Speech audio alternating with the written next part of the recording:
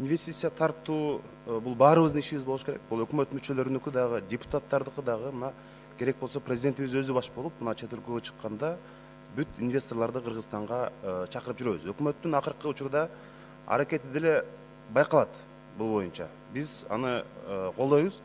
Замир Марипбаевич, мына артыңызда турган жаш жигиттер бүт ушул өкмөттүн экономикасын алдыга сүрүүдө, инвестиция тартууда абдан жакшы аракеттерди кылып атат. Ушундай кадрларды сиздер кармашыңыздар керек, өстүрүшүңүздөр керек деп ойлойм. Анан мына инвестициялык боюнча бизде инвестиция тартуу жана коргоо боюнча агенттик бар да. Ошол агенттиктин ролун дагы жогорулатышыбыз керек.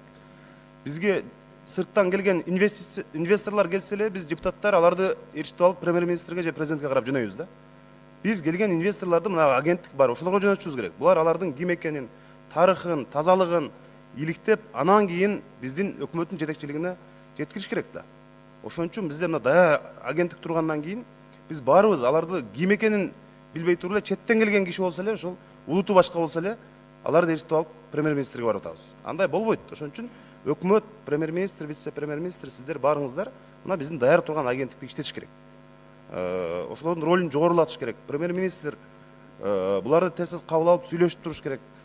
Анан Замир Марипбаевич, ушул бизде мына кен боюнча, кен иштетүү боюнча келген инвесторлор дайыма мындай ызы чуу менен коштолуп келатат да.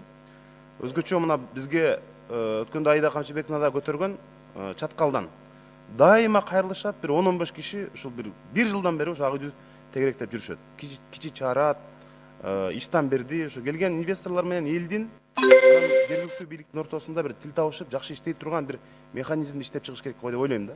Качан болсо мындай ызы чуу коштолуп жүрөт.